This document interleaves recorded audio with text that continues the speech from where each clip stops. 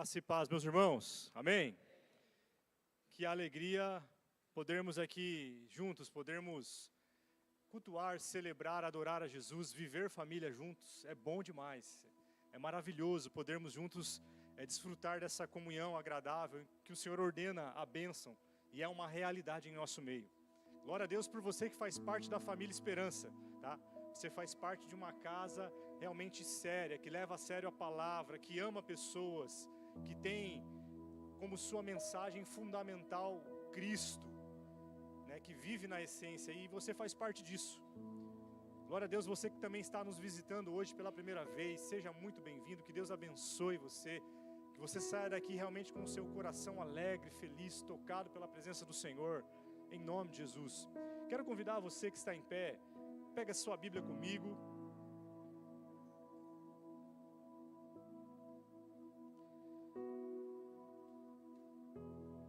Abra comigo no livro de Gálatas, capítulo de número 5.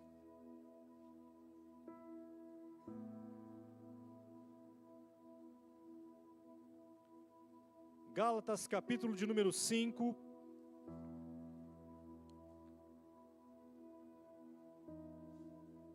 Vamos iniciar a leitura a partir do versículo 16.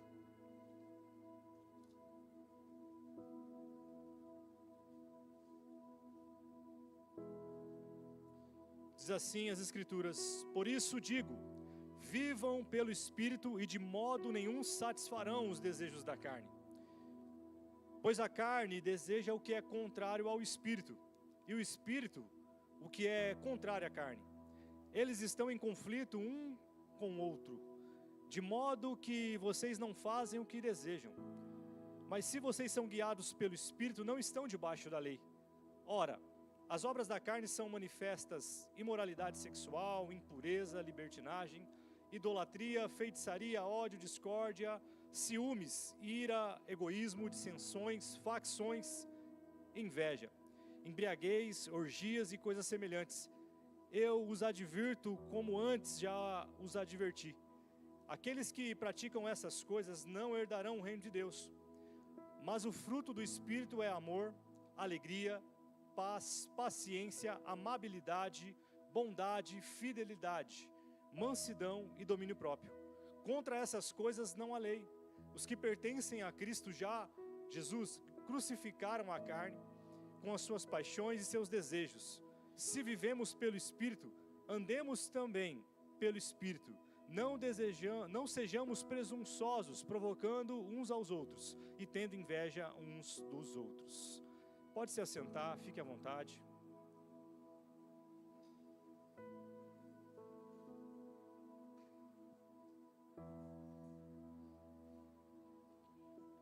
Nós estamos aqui tratando de um assunto muito peculiar. Quando falamos a respeito do fruto do Espírito, no Novo Testamento, na Bíblia, fruto do Espírito aqui é a condição que define de fato o verdadeiro cristão. Estamos nessa série, mais um capítulo dela. Vamos fazer a explanação aqui, não de todos, no decorrer da série desse mês. O pastor já veio fazendo a exposição do fruto do Espírito e suas nuances, alguns gomos, né, que compõem esse fruto.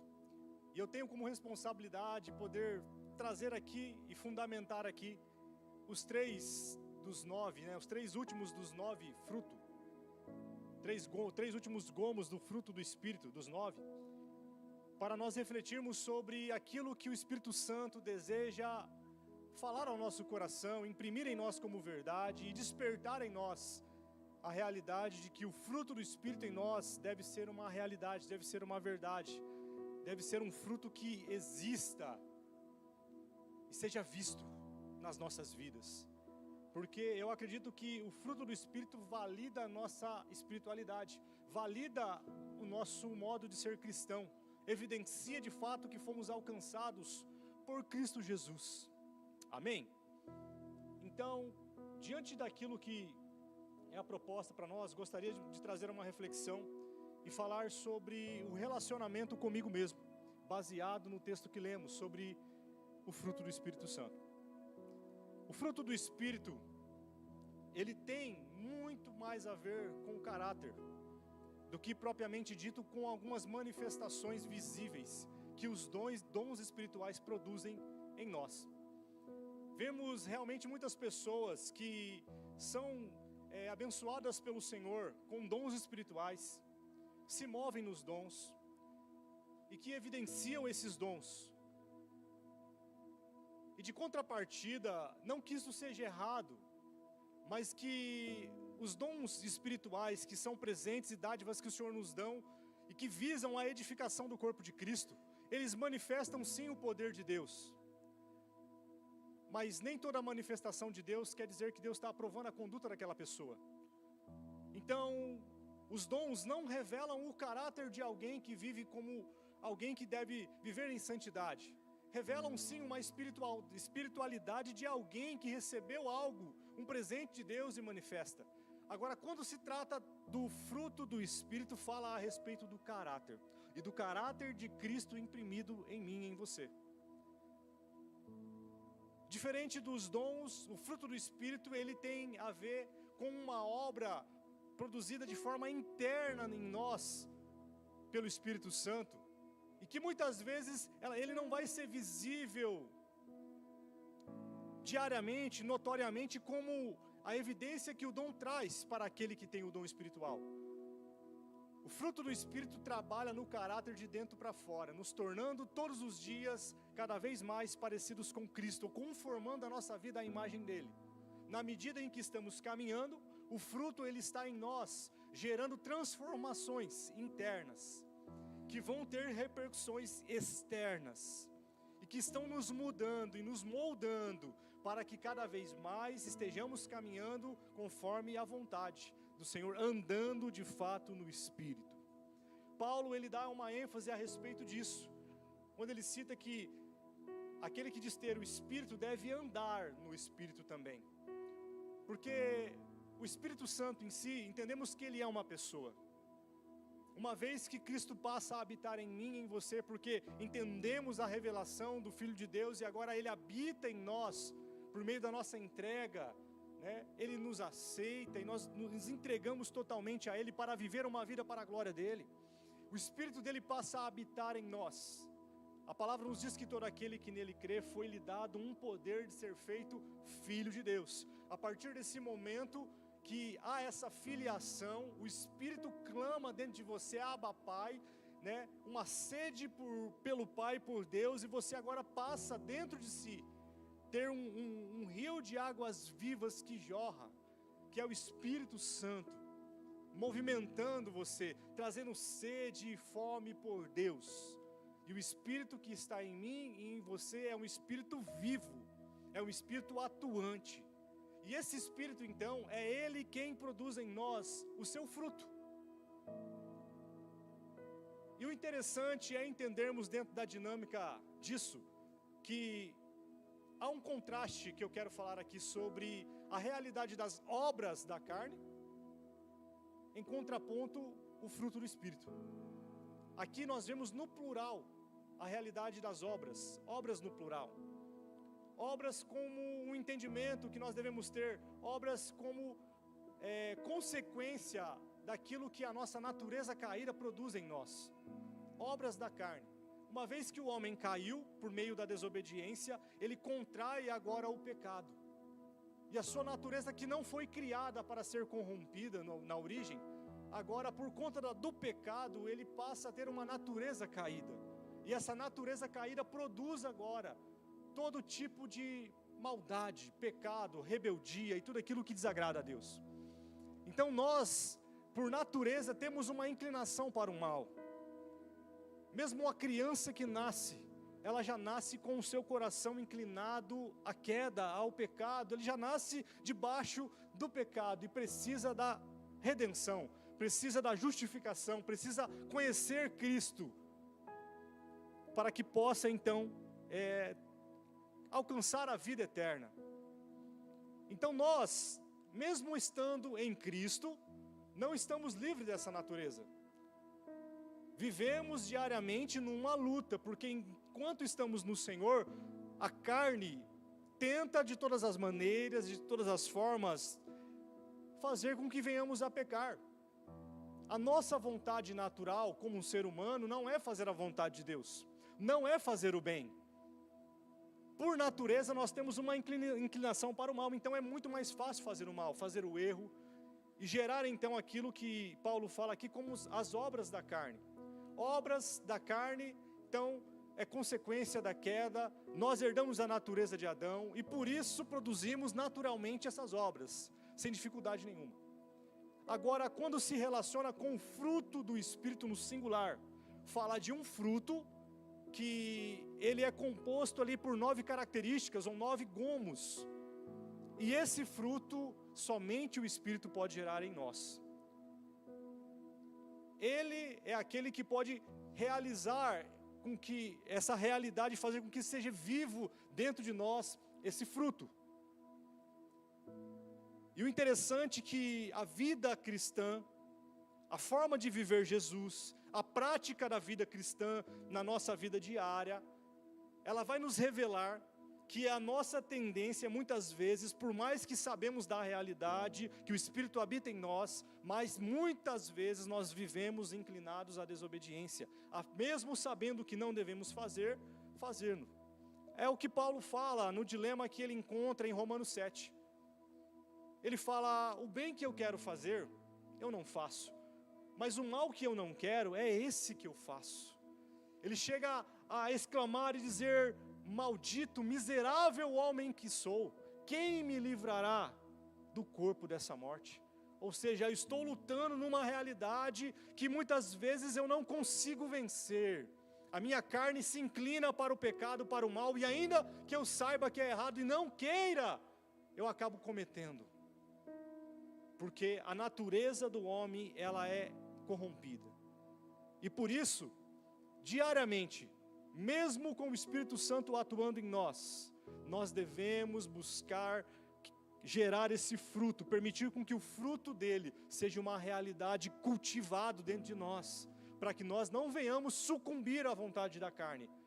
As obras da carne diariamente estão querendo nos abraçar, mas nós devemos inclinar a nossa vida em obediência ao Senhor, se sujeitando então à sua palavra, para que por meio do Espírito Santo, então, o fruto do Espírito, ele seja uma realidade, e os seus gomos sejam uma evidência em nós. Então nós tratamos sobre 6, daquilo que são as 9 características do fruto do Espírito, relatadas por Paulo em Gálatas. E eu gostaria de falar aqui das 3 últimas, né? Que é a fidelidade, a mansidão e o domínio próprio. Agora, interessante é entendermos que, da mesma forma que há uma distribuição, e até o pastor caminhou dessa maneira, de uma forma muito excelente, os 9 frutos, eles são uma tríade de 3.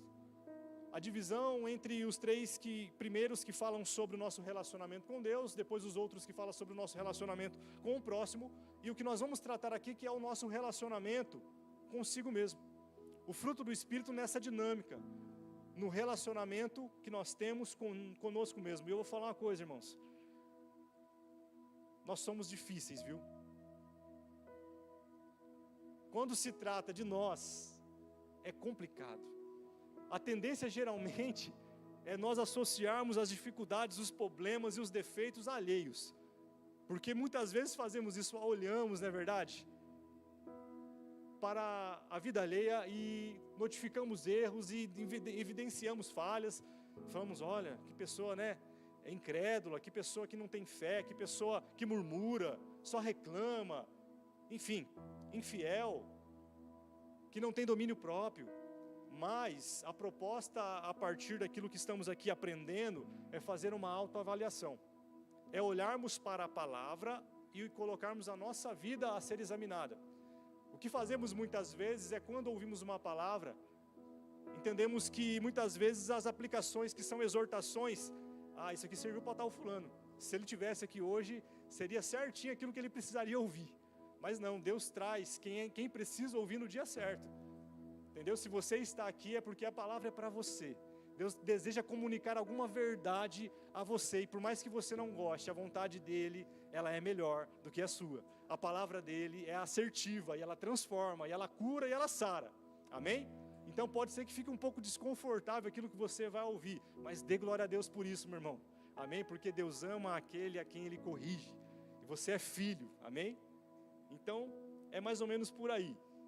Então, queridos, a palavra para nós, ela não deve ser vista quando tem esse tom de exortação, como uma janela que você olha para fora. Ela deve ser um espelho. Quando você olha para o espelho, você se vê, e você fala: você é que tem acabado comigo, hein? Essa pessoa que está diante do espelho, às vezes é a maior luta que você enfrenta diariamente, que é você mesmo. Muitas vezes terceirizamos as coisas que acontecem conosco. Na verdade, culpamos pessoas, culpamos governos, culpamos circunstâncias, e muitas vezes o maior causador dos problemas em que estamos enfrentando no presente momento somos nós mesmos. Nossas decisões, nossas escolhas, nossas negligências nos trouxeram onde nós estamos.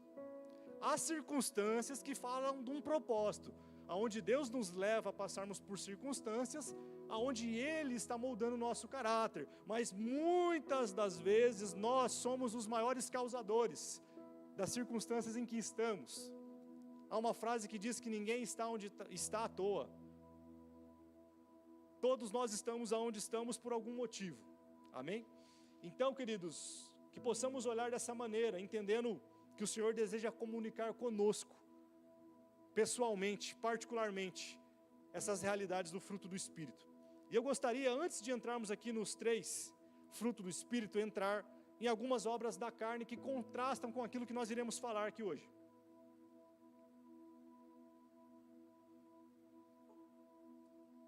A primeira obra do Espírito, a obra da carne citada, uma das que fazem contraste com o que nós vamos falar aqui, é a prostituição, ou seja, fornicação e imoralidade. Refere-se a qualquer relação sexual fora do casamento bíblico, envolvendo imoralidade e o uso indevido do corpo. Eu acho que nunca se viveu num tempo onde isso foi tão normal, sendo que não é normal. O sexo indevido ou fora do casamento, tem causado muitos problemas. A nossa juventude hoje, de forma precoce, está tendo acesso a essa realidade sem temor. Casamentos estão sendo destruídos por conta disso. E hoje é uma obra da carne impregnada hoje, como que a pessoa que não está numa realidade como essa, ela está fora do normal, daquilo que o mundo e o sistema hoje vive. É normal hoje se relacionar, um namorado e a namorada, e eles terem relação antes do casamento. O pastor sempre fala aqui que sexo ele tem um nome, e é casamento. Fora disso, em qualquer outro contexto, queridos, é pecado diante de Deus. E a prostituição é uma obra gerada, então,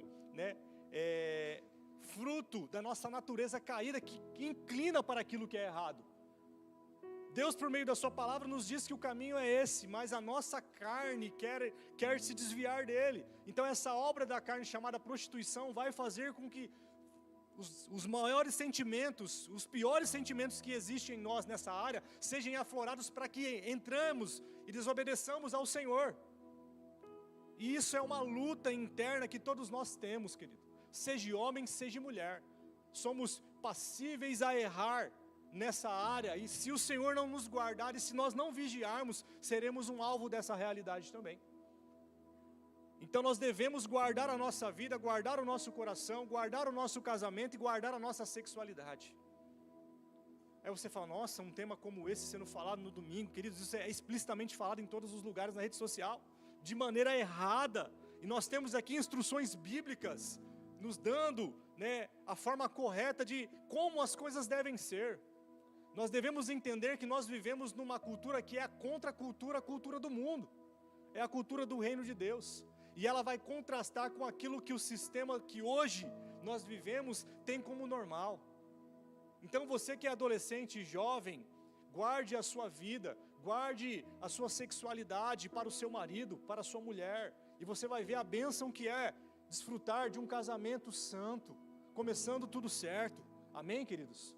Nós que estamos também casados, estamos sujeitos a passar por essas dificuldades, porque mesmo casados ainda temos inclinações dentro de nós, que é fruto da nossa natureza, e isso só vai acabar no dia da glorificação, quando Cristo vier.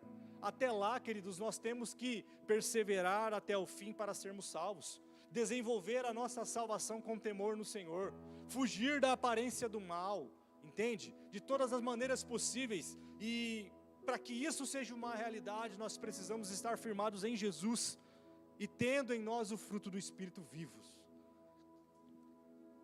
A outra obra da carne que contrasta é a bebedice, que é a embriaguez, o descontrole em relação à bebida alcoólica. Isso sempre é muito falado aqui, nós batemos muito nessa tecla, né? Muitas pessoas têm como normal o hábito de beber bebidas alcoólicas, mas nós levamos muito a sério esse assunto. Nós entendemos aquilo que Paulo fala, né, em Efésios 5:18, que nós não devemos nos embriagar com o vinho em que há contenda, mas enchermos do Espírito Santo. Aí você pode falar dentro desse texto, mas a Bíblia fala para não se embriagar, então quer dizer que eu posso tomar um golinho aqui ou acolá? Não, queridos. Começa de forma sutil, e depois se torna um descontrole, aonde se torna um vício, entende? Nós não fomos feitos para esse tipo de lazer, para esse tipo de coisa, entende? Tem outras bebidas muito mais saudáveis, que nos satisfazem muito mais. A bebida alcoólica hoje, como o pastor já citou aqui algumas vezes, é a droga lista que mais mata hoje, queridos. É a porta de entrada para as piores drogas que estão destruindo famílias e a vida de jovens por aí, e nós muitas vezes brincamos e queremos flertar com aquilo que é o pecado. Há uma história que me veio à mente aqui agora, deixa eu ver se eu me lembro da forma correta a ser contada, mas fala a história de um caçador. Ele precisava, né, como hábito de caçar ali, ele precisava matar um urso.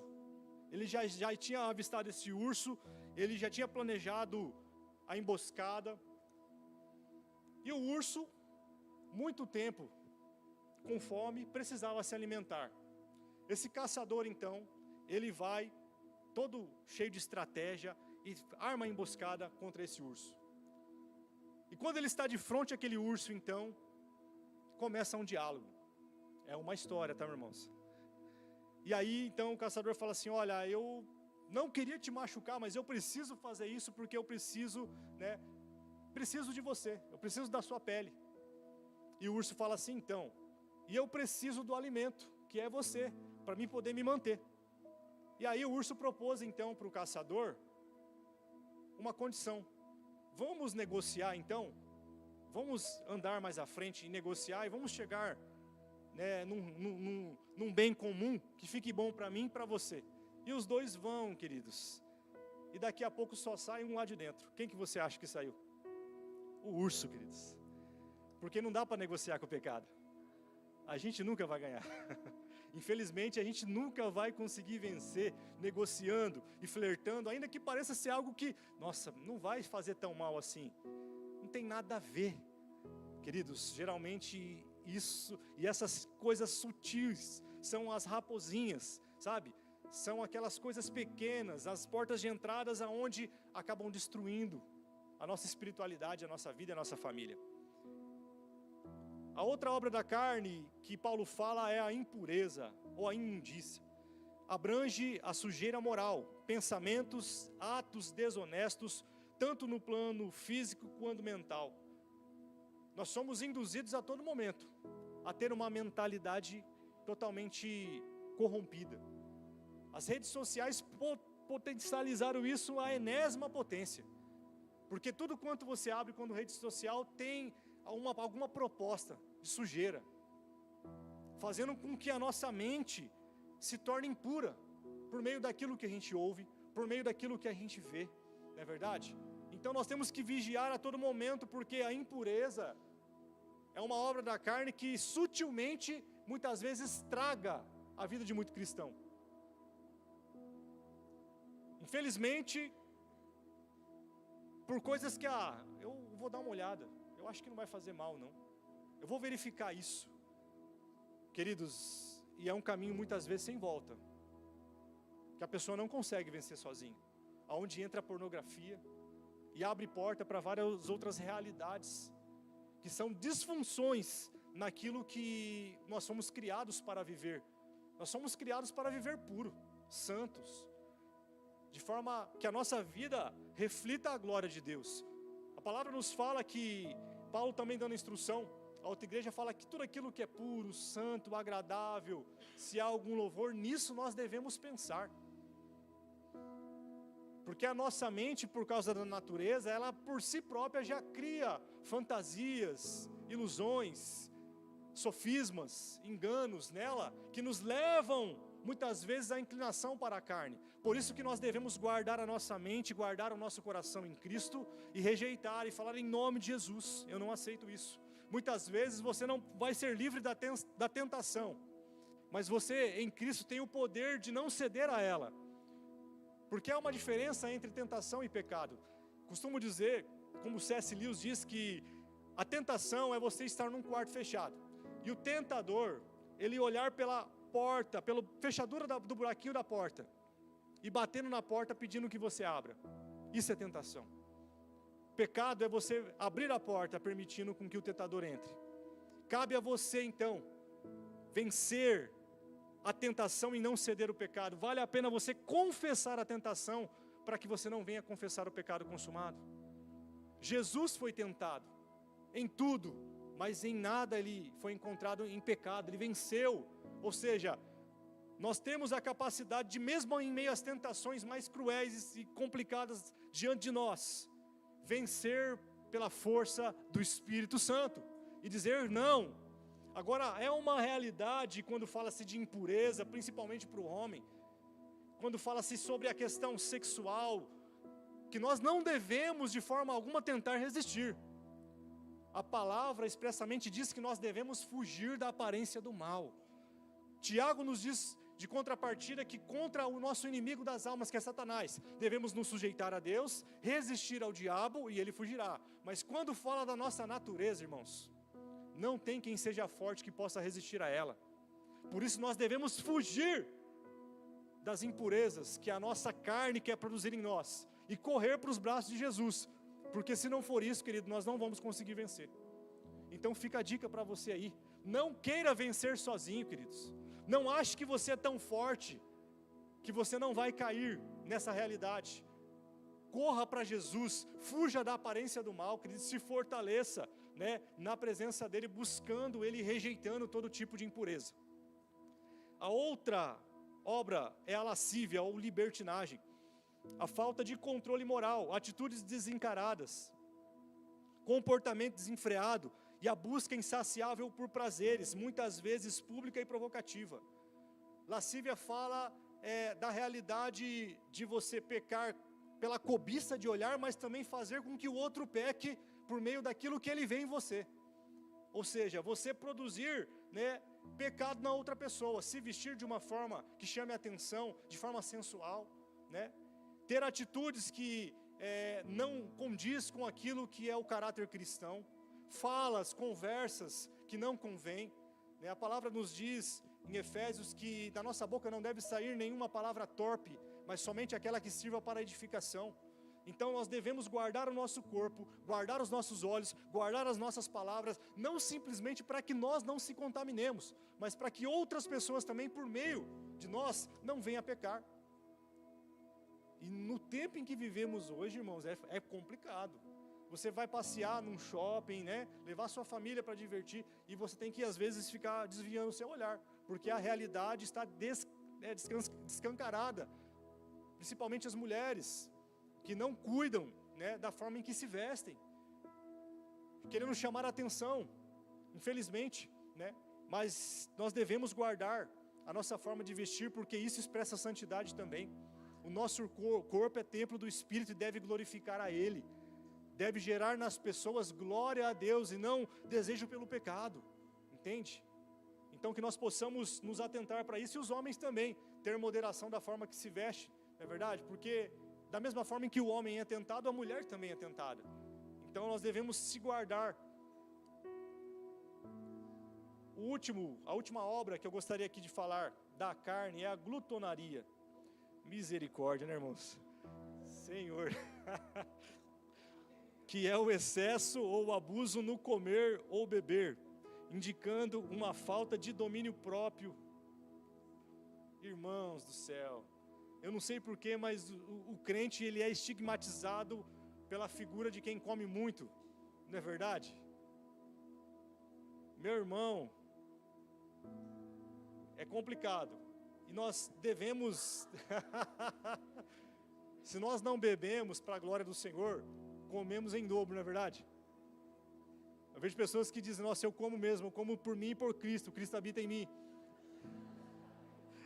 Mas brincadeiras à parte, nós devemos ter moderação no que comemos também, queridos. Porque a glutonaria, que fala de um excesso de comer ou beber, acaba sendo um pecado, porque nós estamos fazendo mal a nós mesmos. O Senhor nos criou, Ele sabe a medida necessária, e nós sabemos também aquilo que o nosso corpo suporta, o que é necessário para a manutenção de alimento que nós precisamos ter. E muitas vezes, queridos, somos tomados de um descontrole, e comemos além daquilo que devemos comer. Quem já não passou por uma situação de ir num casamento e comer e falar, misericórdia, não vou aguentar nem embora agora, não é verdade? Porque nós queremos muitas vezes ter vantagem diante de uma comida, e principalmente quando ela é de graça, não é verdade? Só que muitas vezes, ainda que isso pareça ser algo normal, se torna um hábito, onde a pessoa começa a comer desenfreadamente. E a consequência da comida em excesso além do pecado que é a glutonaria, também os seus problemas físicos que causam na pessoa, né? A sua saúde acaba sendo debilitada, o aumento de peso e coisas mais que nós sabemos aí, né, gente? Então, numa geração como nós vivemos, que misericórdia, o irmão Jairo tá conhecido por todos aí, né?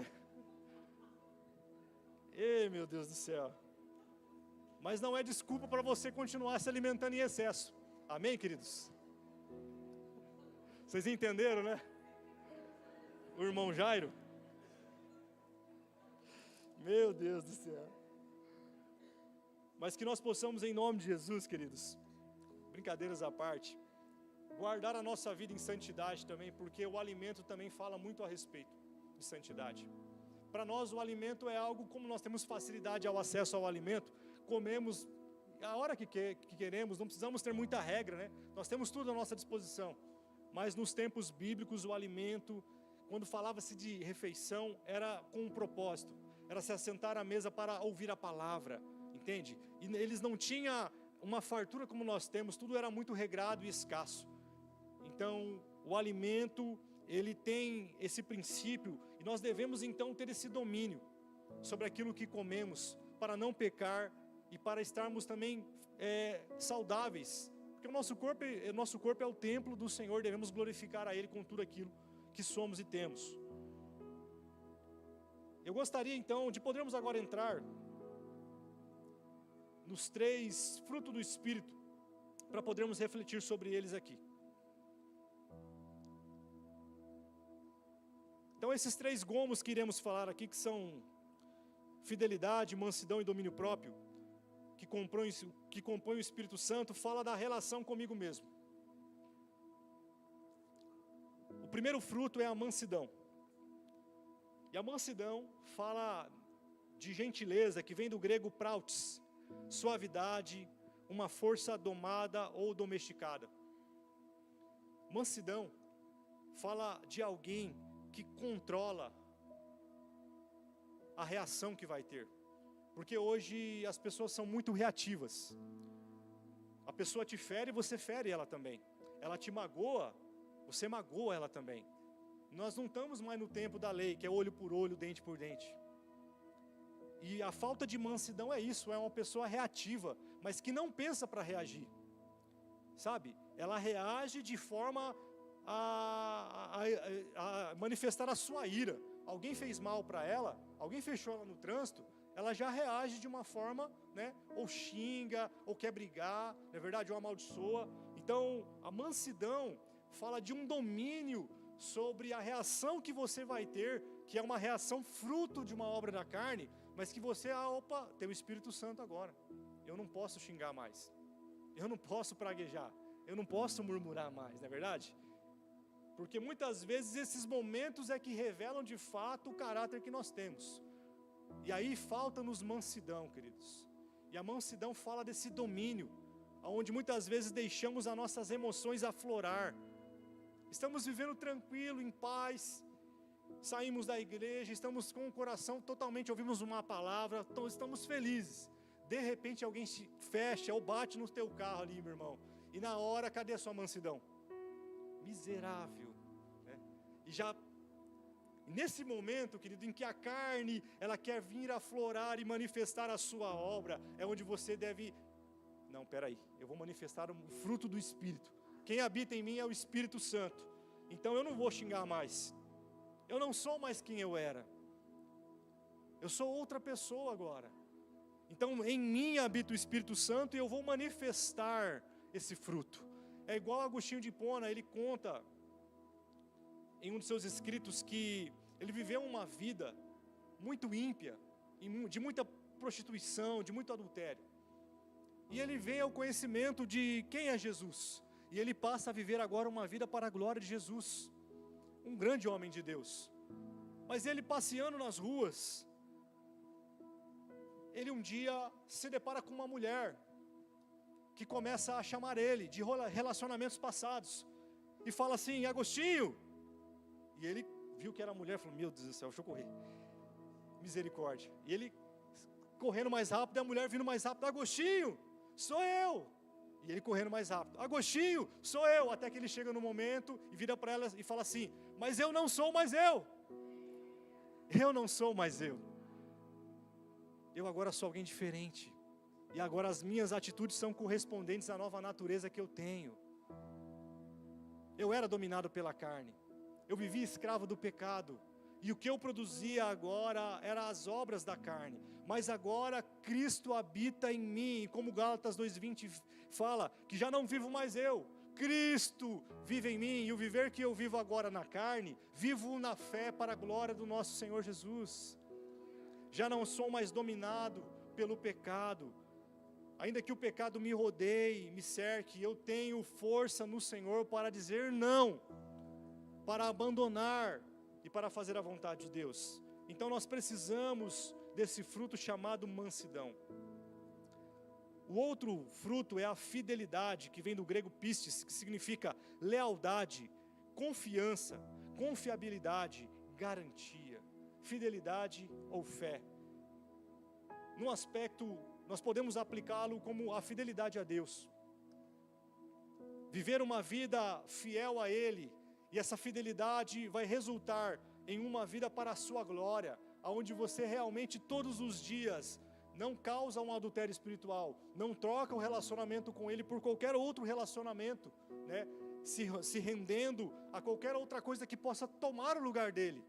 Porque o primeiro mandamento é qual? Amar o Senhor nosso Deus de todo o nosso coração, de toda a nossa alma, de toda a nossa força. E muitas vezes achamos que a infidelidade a Deus, ela vem somente no quesito de: ah não, eu vou abandonar e eu vou seguir uma outra religião que tem outros deuses. Não.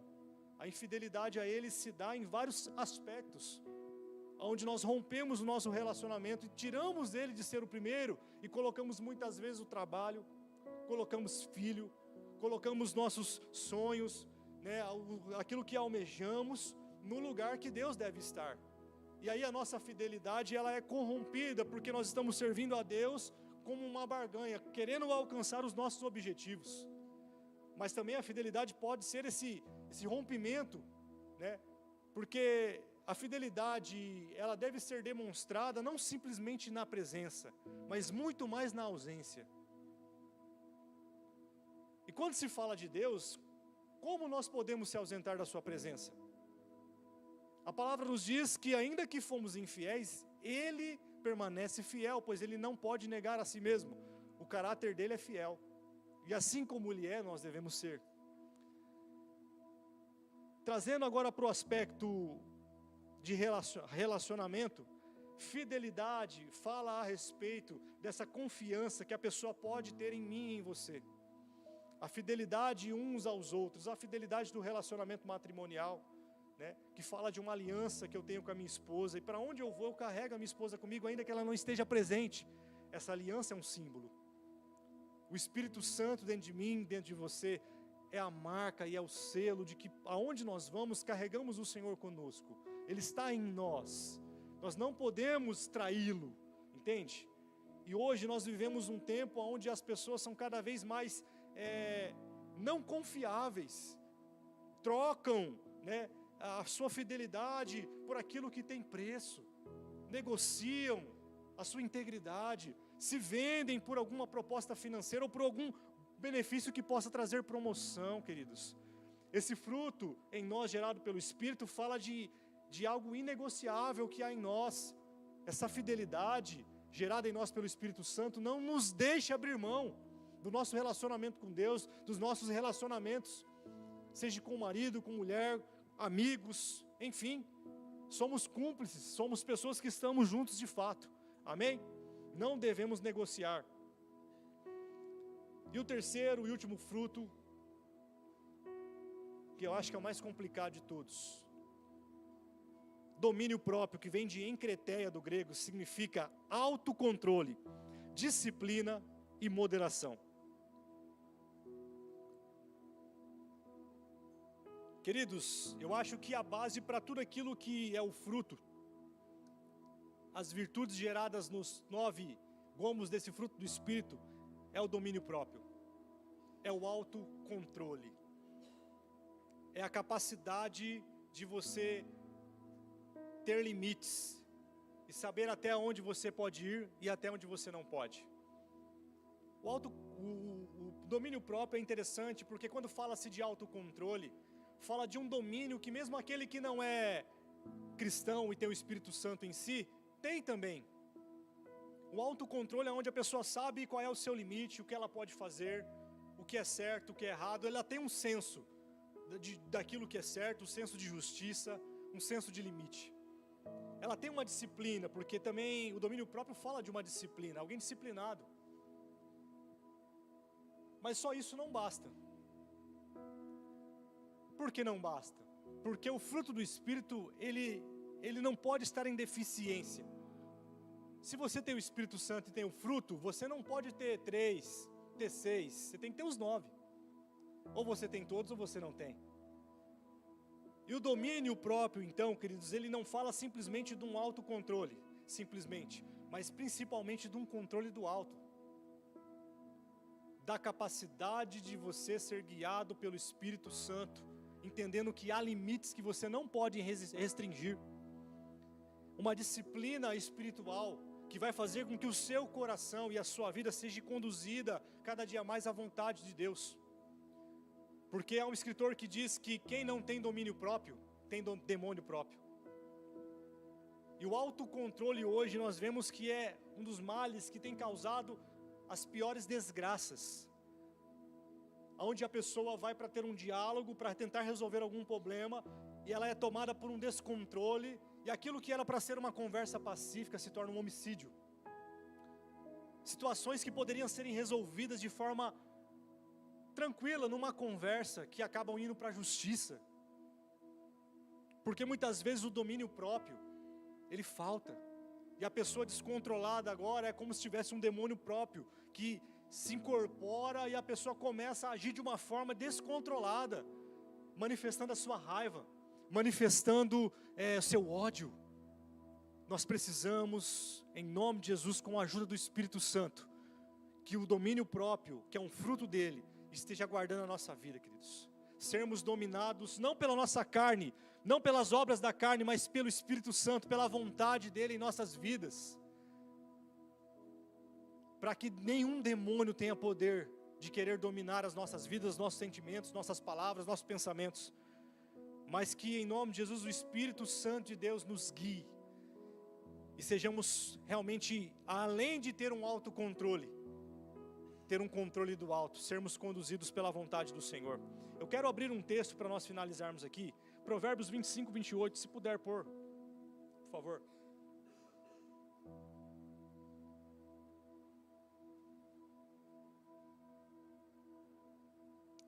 Provérbios 25, 28.